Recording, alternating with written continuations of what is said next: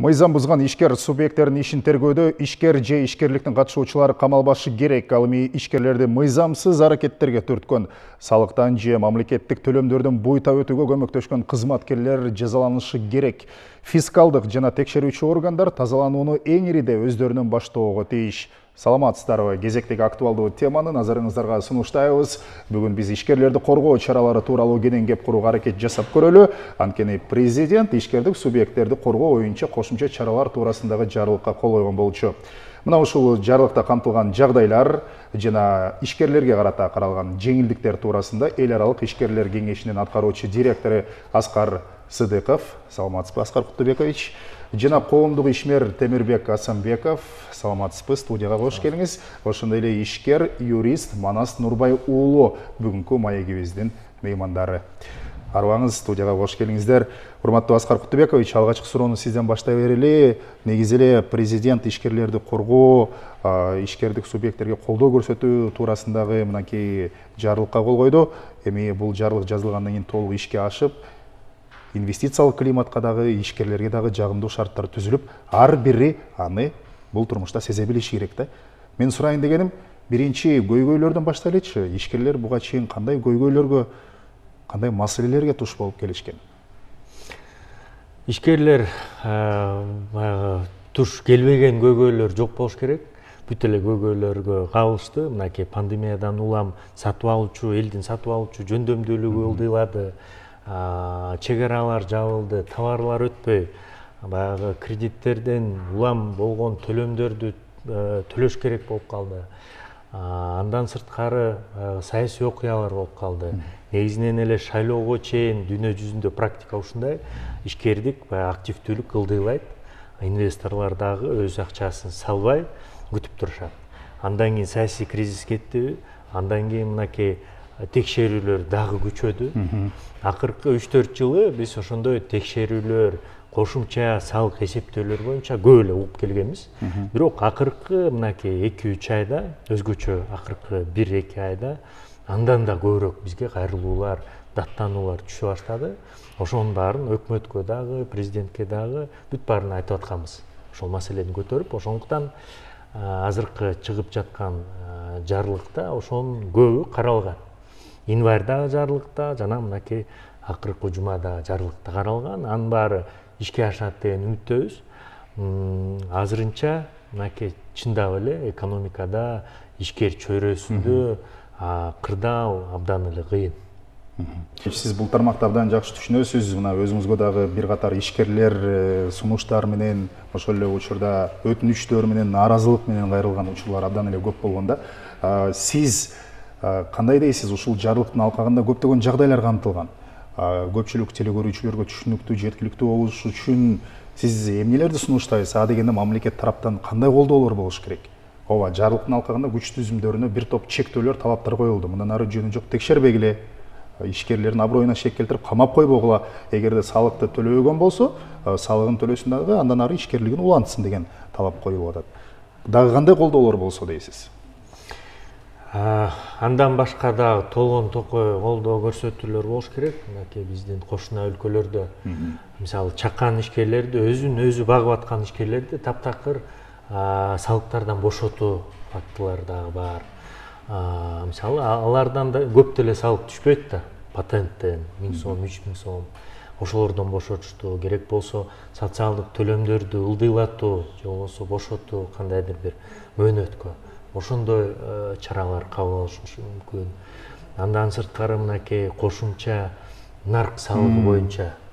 Кошумча нарк салыгы бизде тилекке каршы кайтарылбайт. Мынакей экспортерлорго өтө бир чоң жүк катары болуп жатат. Себеби алар чийки заттарды бул жерге Кыргызстанга алып келгенде ошол чийки заттардан бирдемени жасап туруп Россия, Казакстанга жиберишет.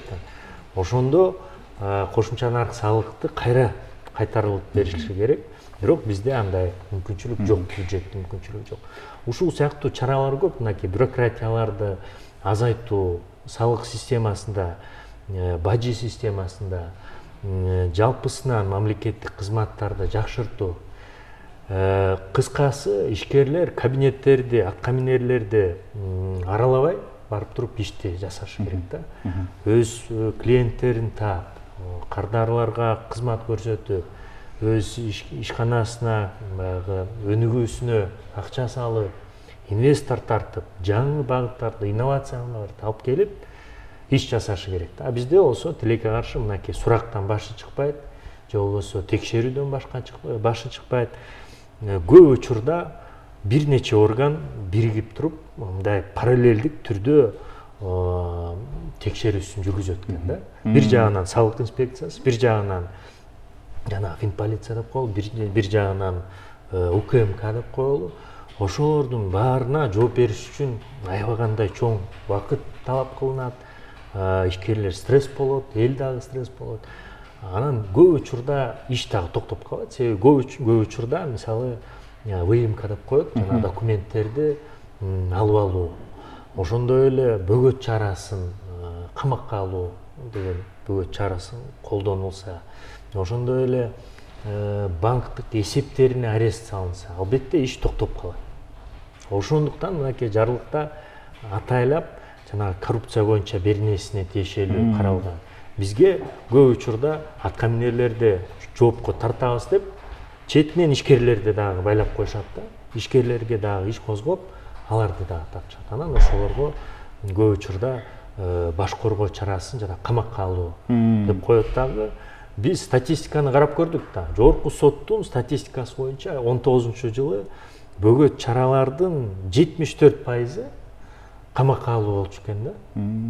Эмнеге камакка алуу мыйзам боюнча бул баягы эбегейсиз чара да. Мисалы өздүгү такталбаса, жашаган жери такталбаса, мурунку бөгөт чараларды эгерде бузса, анда ошол чарасы колдонулат. А бизге бирдеме болсо эле камап коет да. Андан кийин сотко жеткирбей эле мына акчасын төктү деп коет дагы. Ал кыйноо болуп эсептелинет да. Соттун чечими жок болсо, киши ишкана эмнеге ошол акчасын төлөп бериши керек. Демек, балким ошол камакта отурганда балким бир ыкмалар колдонулуп, аны төлөттүргөндүр. Биз ошондон айрылышыбыз керек да. Укук коргоо органдарды мынакей мынча акча өндүрдүңөр деп биз ошого жараша баа койбошубуз керек да. Тескерисинче алдын ала чараларды колдонуш керек. Профилактикалык чараларды.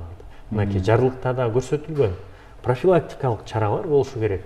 Ошол кылмыштарды болтурбоо, көмүскө экономиканы болтурбоо иретинде, жанагы мыйзамда болгон коррупциялык беренелерди өзгөртүү боюнча, бюрократияны кыскартуу.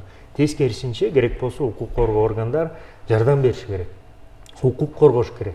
Мынакей аты менен заты бир болуш керек да. Ошол эле ишкердин, элдин укуктарын коргоп, эгерде кандайдыр бир шек келтирилсе, ишкерге болобу, элге болобу, ошону коргоп берип, жеке менчигин коргоп, мынакей колдон келишинче жардам берилиши керек да. Себеби ишкерлер өз тоокелчилигине карабай, жанагы насыя алып, карызга алып ишин жасайт да. Ишкер деле өзү мындай позитивдүү ой жүргүзгөн киши адаттагыдай. Бирок анда дагы көптөгөн милдеттенмелер болгондуктан кийин пандемия болуп атса, карантин болуп атса, чек аралар жабылып жатса, албетте ага биз колдон келишинче кол кабыш кылышыбыз керек. Ошондо анда иштеген жумушчулары жумуш менен камсыз болот, эшикте калбайт. Ошондо салыктар дагы төлөнөт.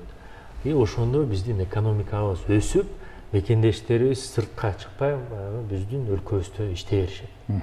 Биз белгилей кетели, ишкердик субъекттерди коргоо боюнча кошумча чаралар жөнүндө жарлыктын негизинде ишкерлерге карата жеңилдиктер туурасында эл аралык ишкерлер кеңешинин аткаруучу директору Аскар Сыдыков, коомдук ишмер Темирбек Асанбеков жана ишкер Манас Нурбай уулу менен түз эфирде маек курдук. Саламатта калыңыздар.